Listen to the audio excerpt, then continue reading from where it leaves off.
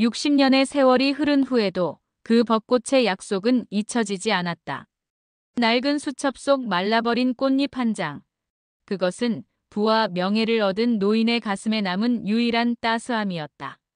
운명의 실타래가 풀리기 시작하며 인생의 황혼기에 찾아온 첫사랑의 기적이 시작된다. 감동 63의 이야기 시작합니다.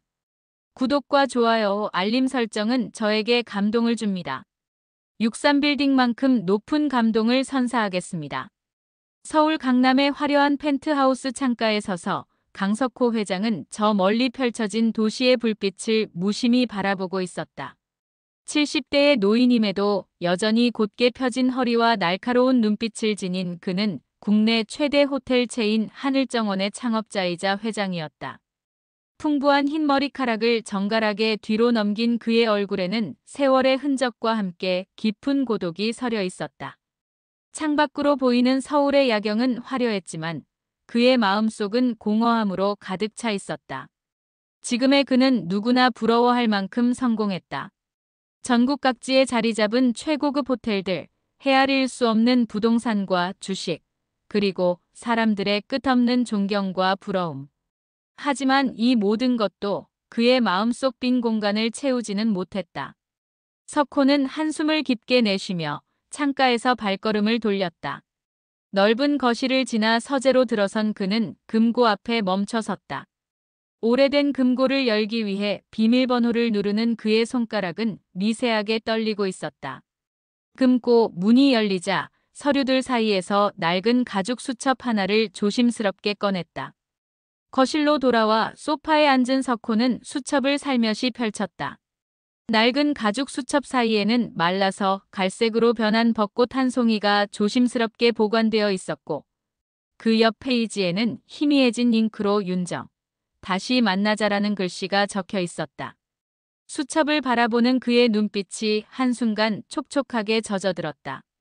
60년 전 전라남도 작은 시골 마을에서 그는 이윤정이라는 소녀를 만났다. 가난한 농부의 아들이었던 그와 달리 윤정은 마을 유일한 교사의 딸이었다. 신분 차이가 있었지만 두 사람은 벚꽃이 만발한 강가에서 서로의 꿈을 이야기하며 특별한 친구가 되었다. 소녀의 맑은 웃음소리와 책을 좋아하던 그녀의 모습이 그의 기억 속에 선명하게 남아 있었다. 석호는 수첩 속 말라버린 벚꽃을 손가락으로 살며시 쓸었다. 이 꽃은 그들이 마지막으로 만났던 날 함께 꺾어 하나씩 나눠 가진 벚꽃이었다. 서울로 떠나기 전날 그는 윤정에게 성공해서 돌아오겠다고 약속했었다. 하지만 가난을 벗어나기 위한 치열한 삶 속에서 그 약속은 점점 희미해졌고 그가 다시 고향을 찾았을 때는 이미 윤정의 가족은 떠난 후였다. 창밖을 흐르는 빗방울을 바라보며 석호는 첫사랑의 기억을 되새기고 있었다. 최근 들어 그녀의 얼굴이 자꾸 선명하게 떠오르는 것이 이상했다. 어쩌면 아내가 세상을 떠난 후 더욱 깊어진 고독 때문일지도 모른다고 생각했다. 세상의 모든 것을 가진 듯했지만 정작 가장 소중한 사랑은 잃어버린 채 살아온 자신의 인생이 문득 허무하게 느껴졌다. 초인종 소리에 석호의 생각은 중단되었다. 비서 정현이 서류를 들고 들어왔다. 정현은 30대 중반의 단정한 여성으로 5년째 석호의 개인 비서로 일하고 있었다. 그녀는 늘 정확하고 예의 바른 태도로 석호의 신임을 얻고 있었다. 정현이 호텔 신규 사업 계획서를 건네며 설명하는 동안 석호의 시선은 여전히 수첩에 머물러 있었다. 그는 문득 정현에게 묻고 싶은 충동을 느꼈다. 누구에게도 이야기한 적 없는 첫사랑의 이야기. 그것도 그냥 스쳐 지나가는 인연이 아닌 자신의 인생에 깊은 흔적을 남긴 사랑에 대해. 석호는 잠시 망설이다가 무심한 듯 수첩을 펼치며 정현에게 말을 건넸다. 오래전 고향에서의 추억이네. 정현은 예의 바르게 수첩을 바라보았다. 석호는 말라버린 벚꽃을 조심스럽게 가리키며 계속했다. 이건 내가 어릴 적 고향에서 소중한 사람과 나눠 가진 거야. 60년 전 일이지만 가끔 생각나는구나. 정현의 표정이 갑자기 변했다. 그녀의 눈이 커지며 놀란 기색이 역력했다. 회장님, 혹시 그 벚꽃이 정확히 반으로 찢어져 있나요? 석호는 의아한 표정으로 고개를 끄덕였다. 정연은 조심스럽게 말을 이었다. 제 할머니도 비슷한 수첩에 말라버린 벚꽃을 보관하고 계세요. 항상 소중히 간직하시던데. 석호의 심장이 빠르게 뛰기 시작했다. 그는 침착함을 유지하려 노력하며 물었다. 내 할머니 이름이 뭐지? 정연의 대답이 들려오기도 전에 그는 이미 답을 알고 있었다. 이윤정이요. 할머니는 평생 교사로 일하셨어요. 순간 석호의 시간은 멈춰 선 듯했다. 정연의 목소리가 멀리서 들리는 것 같았다. 60년 동안 잃어버렸던 첫사랑이 바로 눈앞에 있는 정연의 할머니라니. 운명의 장난처럼 느껴졌다. 석호는 떨리는 목소리로 물었다. 그럼 내 할머니는 지금 어디에 계시니? 정연은 공손하게 대답했다. 경기도 외곽의 평화요양원에 계세요. 몇 년 전 가벼운 뇌졸중을 앓으셨지만 지금은 많이 회복되셨어요. 석호의 가슴이 복잡한 감정으로 가득 찼다. 60년 만에 다시 찾은 첫사랑. 그녀는 어떤 삶을 살아왔을까? 행복했을까? 그를 기억하고 있을까? 아니면 원망하고 있을까? 무엇보다 그녀를 다시 만나도 괜찮을까? 오랜 시간이 지났지만 석호는 심장이 젊은 시절처럼 뛰는 것을 느꼈다. 그는 결심했다. 이제라도 윤정을 찾아가 보기로.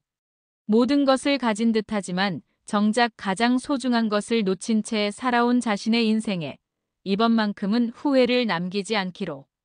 다음 날 아침, 석호는 평소보다 일찍 일어났다.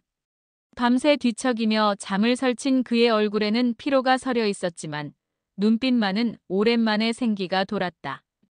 윤정의 소식을 들은 후 그의 마음은 60년 전으로 돌아간 듯 설렘과 불안이 교차했다. 거울 앞에 선 그는 평소보다 더 신경 써서 옷을 골랐다. 남색 정장에 은은한 무늬의 넥타이를 매며 그는 스스로를 보고 쓴웃음을 지었다. 이 나이에 첫사랑을 만나러 가는 길에 옷차림을 신경 쓰는 자신이 우스웠지만 그것이 중요하게 느껴졌다. 아침 식사를 마치고 서재에 들어선 석호는 오래된 사진첩을 꺼냈다. 그 중에서 희미해진 흑백 사진 한 장을 조심스럽게 꺼내 지갑에 넣었다. 마을 축제날 멀리서 윤정을 바라보며 찍은 사진이었다.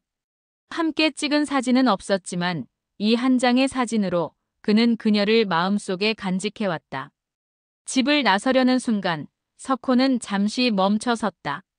어쩌면 이렇게 갑자기 나타나는 것이 그녀에게 부담이 될지도 모른다는 생각이 들었다.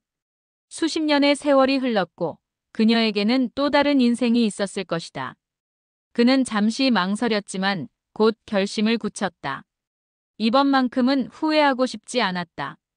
회사 차가 준비되었다는 기사에 연락을 받고 석호는 집을 나섰다. 그의 평소에 위험 있는 발걸음과 달리 오늘은 어딘가 조급함이 묻어났다. 로비에서 정연이 기다리고 있었다. 그녀는 석호가 요양원을 방문하고 싶다는 뜻을 전해 들었고 함께 가겠다고 자원했다. 고급 세단이 서울을 벗어나 경기도 외곽으로 향하는 동안 석호의 마음은 점점 더 복잡해졌다. 정연에게 윤정에 대해 더 자세히 물어보고 싶었지만 질문의 말들이 목구멍에서 맴돌았다. 그는 대신 창밖으로 흐르는 풍경을 바라보며 옛 기억 속으로 잠겼다. 할머니는 제가 어릴 때부터 늘 그 수첩을 소중히 여기셨어요. 정연의 말에 석호는 시선을 돌렸다. 가끔 혼자 계실 때 꺼내보시곤 했는데 누구에게도 그 이야기를 하지 않으셨어요. 다만 한 번 제가 대학에 입학했을 때 처음으로 말씀해 주셨죠. 젊은 시절 소중했던 사람과의 추억이라고. 석호는 가슴이 저려오는 것을 느꼈다. 윤정도 그를 잊지 않고 있었다는 사실이 기쁘면서도 서로의 인생을 함께하지 못한 세월이 안타깝게 느껴졌다. 할아버지께서는 일찍 돌아가셨나요? 석호의 조심스러운 질문에 정연은 고개를 끄덕였다. 할머니가 50살 때 돌아가셨어요. 할머니는 그 후로 줄곧 혼자 지내셨죠. 평생을 교사로 일하시면서 돌아오신 뒤에도 아이들을 가르치는 일을 계속하셨어요. 석호는 윤정의 삶을 상상하며 깊은 생각에 잠겼다. 그녀는 어떤 남편을 만났을까? 행복했을까? 그리고 과연 자신을 만나는 것을 반길까? 이런 생각들이 그의 마음을 무겁게 눌렀다. 차는 점점 도심에서 멀어져 녹음이 우거진 지역으로 들어섰다. 구불구불한 길을 따라 오르다 보니 작은 언덕 위에 자리한 요양원이 보였다. 평화요양원이라는 소박한 간판이 걸린 2층짜리 건물이었다. 주변은 잘 가꾸어진 정원으로 둘러싸여 있었고 벤치에는 몇몇 노인들이 앉아 있었다. 차에서 내린 석호는 요양원을 바라보며 심호흡을 했다. 60년 만에 재회를 앞둔 그의 가슴은 마치 청년처럼 빠르게 뛰고 있었다. 정연이 앞장서서 그를 안내했다. 요양원 안으로 들어서자 깨끗하게 정돈된 로비가 눈에 들어왔다. 소박하지만 따뜻한 분위기의 공간이었다. 정연아, 오늘은 어쩐 일이니? 할머니 면회 날이 아닌데. 데스크에 있던 직원이 반갑게 인사했다. 특별한 손님을 모시고 왔어요. 할머니 지금 어디 계세요? 정연의 질문에 직원은 뒤편 정원을 가리켰다. 아침부터 책 읽으러 정원에 나가셨어요. 늘 앉으시는 그 벤치에 계실 거예요. 정연의 안내를 따라 정원으로 나가는 석호의 발걸음은 점점 더 무거워졌다. 막상 이렇게 가까이 오니 60년 만의 재회가 두려워졌다. 그녀가 자신을 알아볼까? 알아본다면 어떤 표정을 지을까? 수많은 생각이 그의 머릿속을 스쳐 지나갔다. 정원에는 아름다운 꽃들이 만발해 있었다. 그리고 그곳, 벚나무 아래 벤치에 앉아 책을 읽고 있는 한 노부인의 모습이 보였다. 석호는 그 자리에 멈춰 서서 그녀를 바라보았다.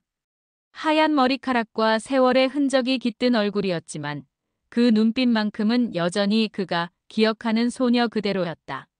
석호는 숨이 멎는 듯한 느낌으로 벚나무 아래 앉아있는 윤정을 바라보았다. 세월의 흐름이 그녀의 외모를 변화시켰지만 고요하게 책을 읽는 모습은 60년 전 강가에서 만났던 그 소녀와 다르지 않았다. 눈가의 주름, 은빛으로 물든 머리카락, 그러나 여전히 맑은 눈빛. 석호의 심장은 청년의 그것처럼 빠르게 뛰고 있었다. 정연이 먼저 다가가 할머니의 어깨에 손을 얹었다. 윤정은 책에서 시선을 들어 손녀를 반갑게 맞이했다. 그러나 곧 그녀의 시선이 뒤에 서 있는 석호에게 향했고 그 순간 그녀의 표정이 굳어졌다. 책을 떨어뜨릴 듯 손에 힘이 풀렸다. 윤정의 눈이 커지며 믿을 수 없다는 표정이 역력했다. 정연은 조심스럽게 할머니에게 이 방문의 이유를 설명했다. 석호는 천천히 그녀 앞으로 걸어갔다. 60년이라는 세월이 한순간에 무너지는 듯했다. 그는 윤정 앞에 멈춰 서서 깊이 고개를 숙였다. 인생에서 가장 긴 순간이 흐른 후 그는 천천히 고개를 들었다. 윤정의 눈에서는 이미 눈물이 흐르고 있었다. 그녀는 떨리는 손으로 자신의 가방에서 낡은 수첩을 꺼냈다. 그 속에는 석호가 가진 것과 똑같이 말라버린 벚꽃이 들어있었다. 마치 어제의 일인 듯 선명했던 기억, 두 사람이 나눠 가진 약속의 증표였다. 석호도 천천히 자신의 수첩을 꺼내 그녀에게 보여주었다. 두 개의 수첩이 나란히 놓였을 때 반으로 찢어졌던 벚꽃이 마치 하나로 이어질 듯했다. 시간과 공간을 넘어 그들의 약속은 이렇게 다시 만나게 되었다. 요양원 카페로 자리를 옮긴 세 사람, 석호와 윤정은 서로의 모습을 믿을 수 없다는 듯 바라보았다. 정연은 두 사람에게 시간을 주기 위해 슬그머니 자리를 비웠다. 석호는 떨리는 목소리로 그동안의 세월을 묻고 윤정은 담담하게 자신의 삶을 이야기했다. 아버지의 병환으로 서울로 급히 이사를 갔던 이야기. 그곳에서 교사가 되어 학생들을 가르쳤던 날들. 결혼하여 가정을 꾸리고 남편을 일찍 여인 슬픔. 그리고 석호가 신문에 오를 때마다 몰래 스크랩을 했던 소소한 고백까지. 윤정의 인생이 석호 앞에 펼쳐졌다. 석호 역시 자신의 이야기를 들려주었다. 서울에 올라와 온갖 힘든 일을 하며 버텼던 날들, 첫 사업을 시작해 실패했던 쓰라린 경험, 다시 일어나 호텔 사업으로 성공하기까지의 여정. 그리고 아내와의 만남과 사별.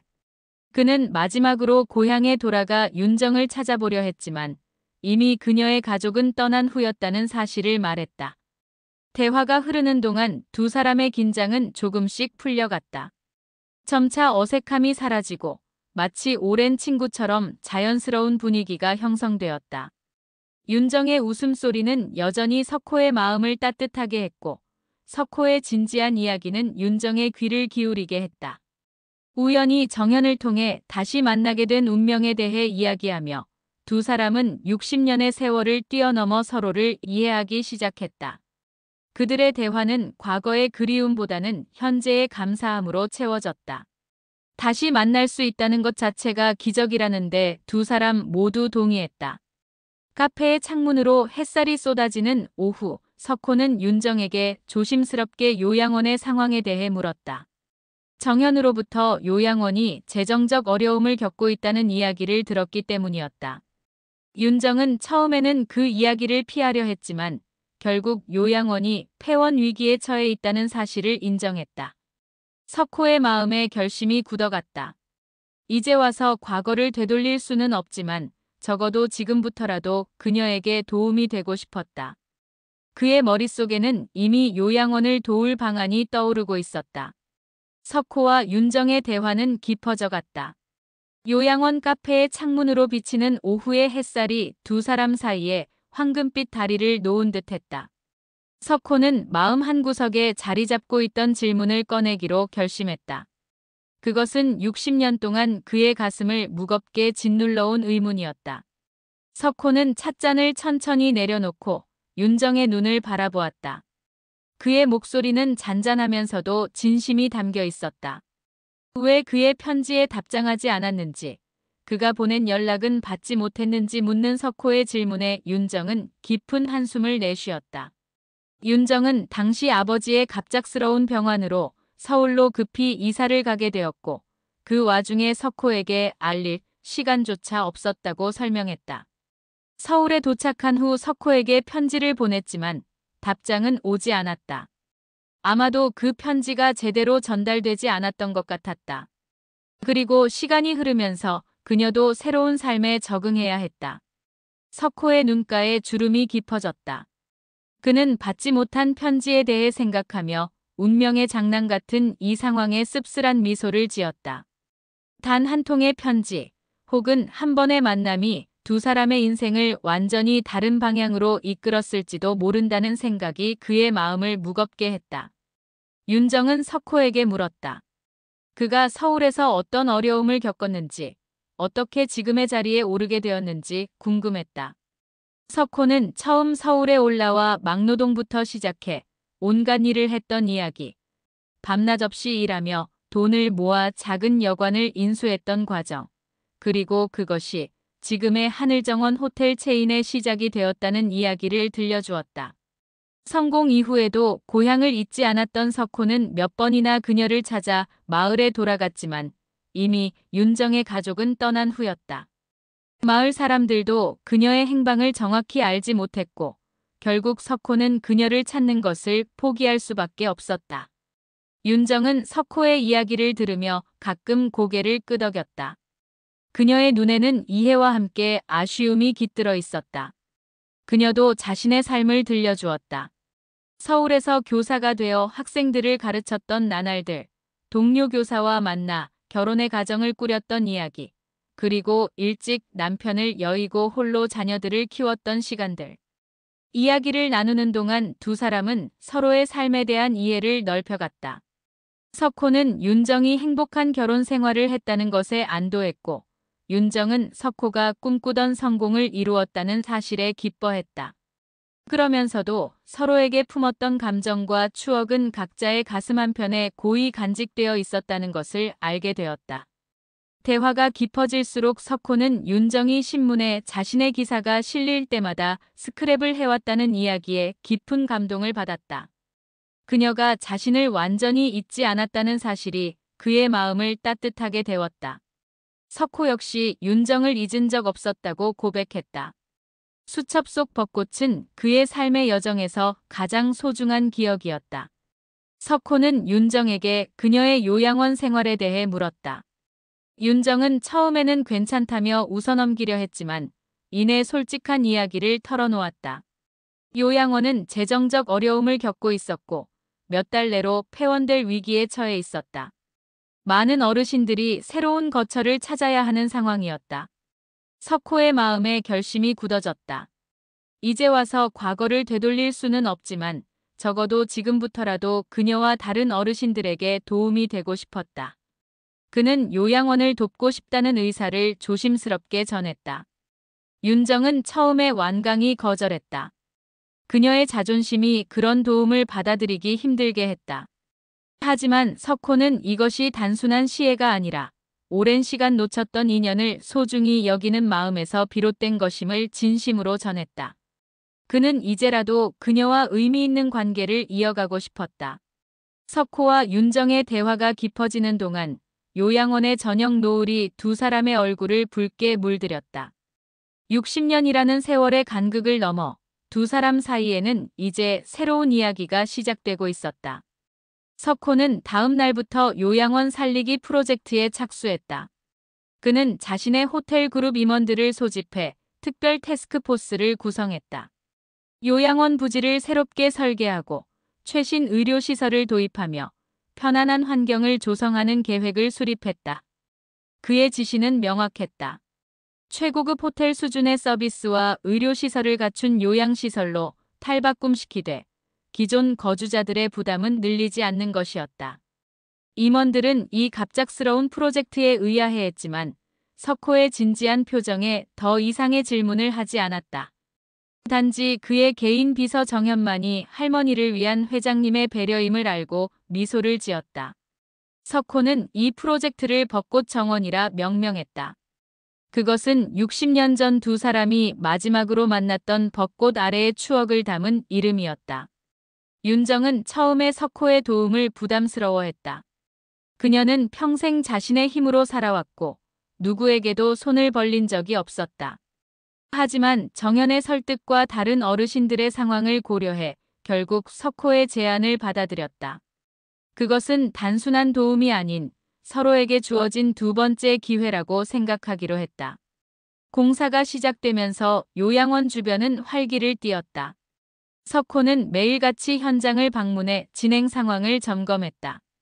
그 과정에서 그는 윤정과 더 많은 시간을 보내게 되었다. 두 사람은 요양원 정원을 거닐며 과거의 이야기와 현재의 일상을 나누었다. 때로는 같이 책을 읽기도 하고 다른 어르신들과 함께 음악회를 열기도 했다. 석호는 오랜만에 마음의 안정을 찾았다. 그동안 성공과 부를 위해 달려왔지만 진정한 행복은 이런 소소한 순간에 있다는 것을 깨달았다. 윤정도 석호와 시간을 보내며 생기를 되찾았다. 그녀의 눈빛은 더 밝아졌고 웃음소리는 요양원의 활력을 불어넣었다. 간호사들은 윤정의 건강 상태가 눈에 띄게 좋아졌다고 말했다. 석호의 방문을 기다리는 그녀의 모습은 마치 소녀처럼 설레는 것처럼 보였다. 어느 날 석호는 윤정에게 특별한 제안을 했다. 요양원 안에 작은 도서관을 만들어 그녀가 관리해 주기를 바랐다. 평생 교사로 일하며 책을 사랑했던 윤정에게 딱 맞는 역할이었다.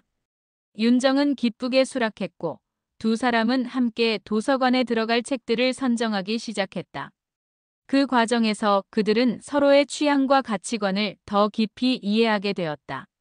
석호는 자신의 사업 일정을 조정해 더 많은 시간을 윤정과 함께 보내기 시작했다.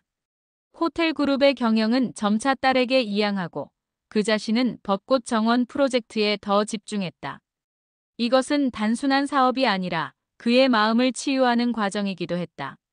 한 달 후 요양원의 변화는 눈에 띄게 달라졌다. 현대적인 시설과 아름다운 정원이 조성되었고 의료 서비스도 크게 개선되었다. 하지만 기존의 따뜻한 분위기는 그대로 유지되었다. 석호는 윤정의 조언을 받아들여 화려함보다는 편안함과 실용성을 우선시했다. 덕분에 어르신들은 더욱 편안하게 생활할 수 있게 되었다. 정현은 할머니와 석호 회장 사이에 피어나는 특별한 감정을 눈치챘다. 그녀는 그 둘을 위해 더 많은 시간을 마련해주려 노력했다. 때로는 일부러 자리를 비워주기도 하고 두 사람이 함께할 수 있는 이벤트를 계획하기도 했다. 그녀에게는 할머니의 행복이 무엇보다 중요했다. 요양원 리모델링이 거의 마무리될 무렵 석호는 윤정에게 조심스럽게 물었다. 앞으로도 계속 이렇게 만나도 괜찮을지. 윤정은 수줍은 미소와 함께 고개를 끄덕였다. 두 사람은 늦게 찾아온 행복을 소중히 여기기로 했다. 인생의 황혼기에 다시 만난 첫사랑. 그것은 운명의 선물 같았다. 완전히 새롭게 태어난 벚꽃 정원의 개원식 날이 밝았다. 석호는 평소보다 더 일찍 일어나 정성껏 준비했다. 오늘은 특별한 날이었다. 단순한 요양원 개원식이 아니라 그에게는 새로운 인생의 시작과도 같은 날이었다. 정갈한 정장을 입고 거울 앞에 선 그는 자신의 모습을 바라보았다. 비록 주름진 얼굴이지만 그의 눈빛은 젊은 시절처럼 빛나고 있었다. 개원식장에는 많은 사람들이 모였다. 호텔 그룹의 임원들, 지역 인사들, 그리고 요양원의 모든 거주자들이 함께했다. 윤정은 새로 마련된 도서관에서 책을 정리하며 바쁜 아침을 보냈다. 그녀도 이날을 위해 특별히 준비한 옷을 입었다. 정연이 선물한 연한 분홍색 원피스는 그녀의 품위 있는 분위기를 한층 더 돋보이게 했다. 석호는 개원식 연설에서 특별한 발표를 준비했다. 그는 벚꽃 정원이 단순한 요양시설이 아닌 어르신들의 새로운 삶의 터전이 되길 바란다고 말했다. 그리고 앞으로 이 요양원의 운영을 위해 재단을 설립하고 상당한 기금을 출연하겠다고 발표했다. 이는 윤정을 포함한 모든 거주자들이 평생 안정적으로 생활할 수 있도록 하는 조치였다. 연설이 끝난 후 석호는 윤정에게 다가가 조용히 속삭였다.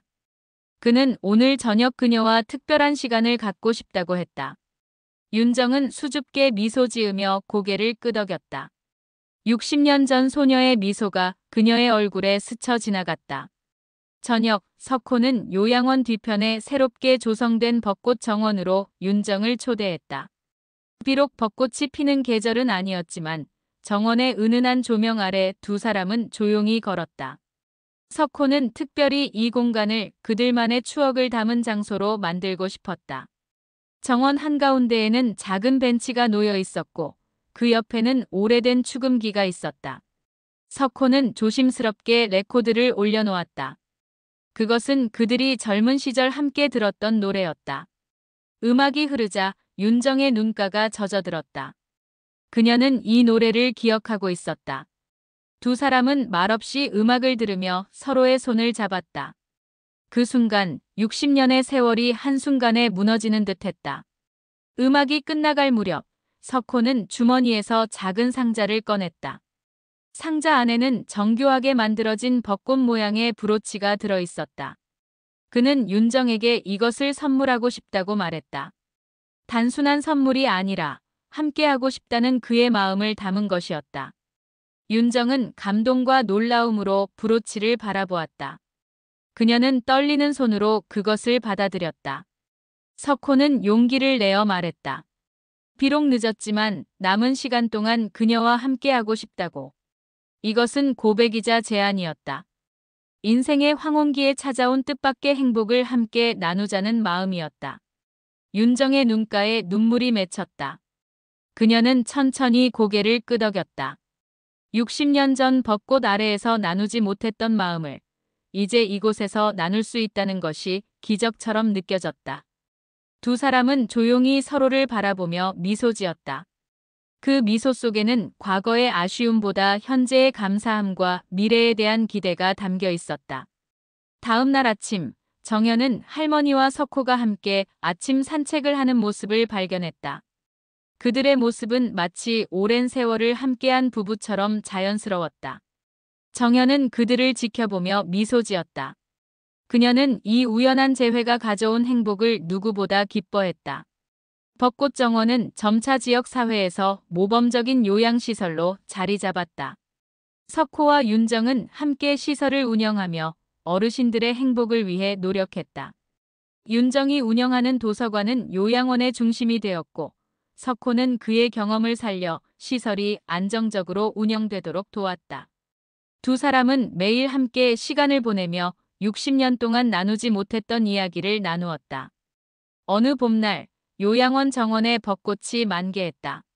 석호와 윤정은 벚꽃 아래 벤치에 앉아 꽃비가 내리는 풍경을 바라보았다. 석호는 윤정의 손을 잡고 말했다. 60년 전 우리가 헤어졌던 그 벚꽃 아래로 다시 돌아온 것 같아. 윤정은 미소 지으며 대답했다. 이번에는 떠나지 말아요.